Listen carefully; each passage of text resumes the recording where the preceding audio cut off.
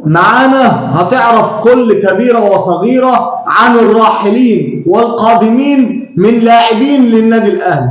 هتعرف كل اللاعبين الراحلين في خلال 12 يوم في يناير القادم، واللاعبين القادمين، كل التفاصيل إليك مباشرة يا كبير. ولكن قبل ما نبدأ كلامنا، السلام عليكم ورحمة الله وبركاته. تحياتي لكل متابعين قناة إكرامي محمود في كل مكان، تحية طيبة لكم. بشكركم جميعا، القناة بتكبر بيكم وبدعمكم. ما لا تنسى بقى، لا تنسى، هتاخد شوية زيتون، لا تنسى ضرب اللايك، واللي مش مشترك في القناة يتفضل ويشرفني باشتراكه على دماغي. اليوم مباراة الحلم، اليوم نهائي كأس الكونتيننتال، منه لله اللي كان السبب وضيع علينا مباراة الحلم ومباراة النهائي أمام ريال مدريد.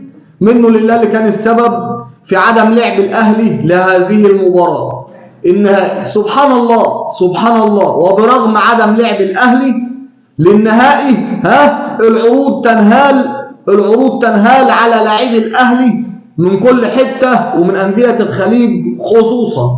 وقبل ما نخش في التفاصيل وقبل ما نخش في أي كلام، نبدأ كلامنا كعادتنا قبل أي حاجة بذكر الله. فلا إله إلا الله سيدنا ونبينا محمد رسول الله. اللهم صل وسلم وبارك على سيدنا محمد وعلى آله وصحبه وسلم. برغم عدم لعب الأهلي النهائي، العروض بتنهال على مروان عطية، أحسن لاعب في البطولة من النادي الأهلي. مروان عطية اللي كان أحسن لاعب فعلا في النادي الأهلي في هذه البطولة. ولكن الأهلي لن يفرط في أي لاعب لهذا العام بسبب كأس العالم الموسعة في أمريكا في الصيف القادم. حلو الكلام؟ طيب، إنما مين اللي ممكن يخرج من الأهلي ومين اللي ممكن يجي الأهلي؟ عفوا، مين اللي ممكن يخرج من الأهلي ومين اللي ممكن يجي الأهلي؟ هقول لحضرتك علشان تلك البطولة، هقول لحضرتك كل التفاصيل وهقول لحضرتك كل حاجة. البطولة العالمية القادمة، أقرب اللاعبين اللي ممكن يمشوا من الأهلي هم عد معايا يا كبير. واحد، كهربا، بيع أو إعارة، أي خلصة نخلص منه خلاص. إعارة ماشي، بيع ماشي، تمام. تاني لاعب بيرسي تاو، بيع أو إعارة ماشي، بيع ماشي، المهم نخلص منه وخلاص. تالت لاعب رضا سليم، بيع أو إعارة، أي مركب اللي تودي، تمام. 4، يوسف أيمن لعدم إكمال إعارته وعدم احتياج مارسيل كولر ليه، هيرجعوه تاني الدحيح. 5، كريم نيدفيد لعدم اقتناع مارسيل كولر بيه وعدم مشاركته في أي مباراة، وده الوحيد اللي بيع نهائي، تمام. طيب، حلو قوي، حلو الكلام. طيب، هنخش على القادمين النادي الأهلي. اضرب اللايك بقى يا كبير، اضرب اللايك عشان هتسمع شوية زيتون، هتسمع شوية كلام عنب العناب. اضرب اللايك، خلي اللايك ينور. طيب، مين اللي ممكن يجي الأهلي؟ عد معايا.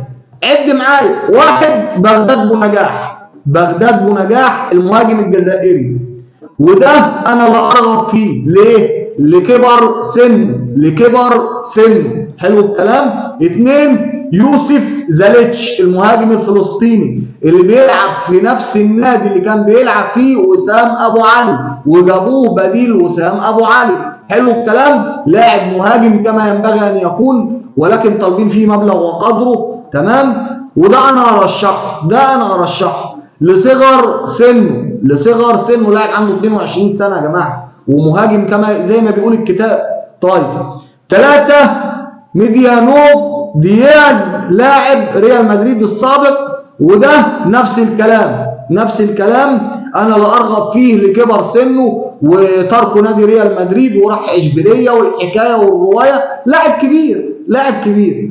طب يا عم، امال انت كل ما هتقول لنا على لاعب هتقول لاعب كبير وانا لا ارغب فيه؟ اشمعنى يوسف زاليتش؟ قلت لحضرتك لصغر سنه. انما لو هتتكلم على لاعب كبير قيمه وقامه يبقى كريستيانو رونالدو. ليه؟ كريستيانو رونالدو بيدي حتى الان مع وصوله ل40 بيدي حتى الان قولا واحدا. طيب، 5، 2 محليين مهاجم ومدافع من نادي زد اف سي، وهيخلصوا في يناير ان شاء الله. عامة نتمنى كل التوفيق للنادي الاهلي، نتمنى كل التوفيق للنادي الاهلي خلال الفترة القادمة والمباراة القادمة امام شباب بلوزداد. كل التوفيق للنادي الاهلي باذن الله.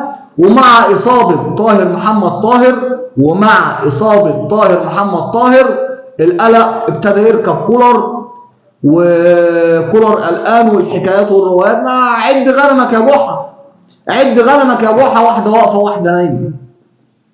على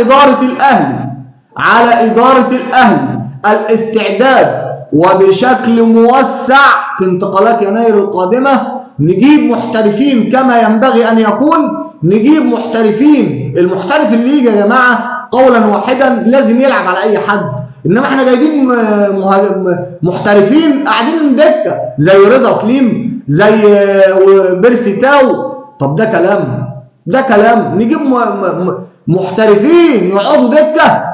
طب يعني يرضي بعقل مين ولا بمنطق مين هذا الكلام؟ عايزين يا كابتن محمود يا خطيب، عايزين محترفين كما ينبغي ان يكون. انت داخل على بطولة ومنه لله اللي ضيع مننا حلم النهائي، يلا منه لله، مش هنقدر نقول اكتر من كده. كل التوفيق للنادي الاهلي في خلال الفترة القادمة، وبالتوفيق ان شاء الله، وربنا والله المستعان. الاهلي في كرة السلة هيلاقي الاتحاد في دوري المرتبط بعد ما نادي الاتحاد ونادي النادي الاهلي كسب الزمالك، ونادي الاتحاد كسب سبورتنج، والاثنين هيلاقوا بعض في النهائي دوري المرتبط. كل التوفيق للنادي الاهلي في جميع الالعاب. طيب اللي ما ضربش اللايك اضربه يا رجاله، اللي ما ضربش اللايك يا رجاله يضربه، اللي ما ضربش اللايك يا رجاله يضربه. اضرب زر اللايك خليه ينور. انت لو تعرف قد ايه المجهود وبطلع اعمل ايه واعمل، هتضرب اللايك من غير ما تفكر. اضرب اللايك ببلاش، والله اللايك ببلاش، والله اللايك ببلاش. اضرب اللايك يا كبير، ضربه في قلب اللي يكرهه. طيب نروح لوحش الشاشات، ركز في الكلام. نروح لوحش الشاشات. وحش الشاشات مين يا عم وحش الشاشات ده؟ هقول لك يا باشا. وحش الشاشات هو اعلام نادي الزمالك اللي اخذ صدمة عمره بعد سفر رئيس النادي وزيزو للمغرب والرجوع ايد ورا وايد قدام. رجعوا يعني بلاش يقمر عيش والكلام ده، رجعوا ايد ورا وايد قدام. طيب وشغالين من امبارح بقى يا باشا ايه؟ ازاي الكاف ده بيخترع، بيخرف، بيعمل، بيسوي. الكاف ده ظالم.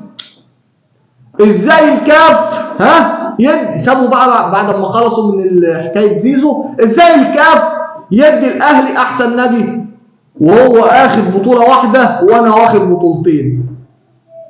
حاجه بص مرار طفح. طيب انا عايز افكركم بس بحاجه واحده.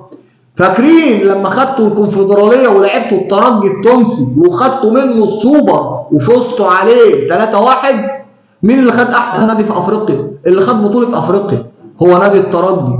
اشمعنى الاهلي لما خد بطوله افريقيا وانتوا واخدين السوبر والكونفدراليه دلوقتي احتجيتوا؟ ولا هو الاحتجاج على اي حاجه بياخدها النادي الاهلي واي حد تاني لا؟ هو المظلوميه عند النادي الاهلي زي ما بطل القرن عمالين لغايه دلوقتي يا جماعه ارحمونا بقى، ارحمونا. تعبنا منكم والله تعبنا منكم. بطوله واحده وانا واخد بطولتين. طب ما انت نفس الكلام كان الترجي لما خدت منه السوبر وخدت الكونفدراليه، والكاف برضه اداها للترجي زي ما اداها للاهلي. الاهلي احسن نادي في الكون، احسن نادي في افريقيا، احسن نادي في اي حته. بس يلا منه لله اللي كان السبب وما وصلناش نهائي الحلم، منه لله. طيب الاهلي يا بهوات واخد دوري ابطال افريقيا. اما الكونفدراليه دي اللي انتوا واخدينها دي بتاعت عزب. معظم الزملكاويه مش راضيين على مشاركه الزمالك اساسا في الكونفدراليه لانها بطوله الصغيرين. اما كاس السوبر بقى، فانت كاس السوبر انا قلت لك ان الترجي كان بطل دوري الابطال وانت بطل الكونفدراليه، والترجي برضه. اشمعنى الترجي ما اعترضتوش عليه؟ ولا هي الاهلي بتعترضوا على اي حاجه فيها الاهلي وخلاص؟ علشان ما اطولش عليكم، لايكك وشيرك واشتراكك، بشكركم والسلام عليكم ورحمه الله وبركاته.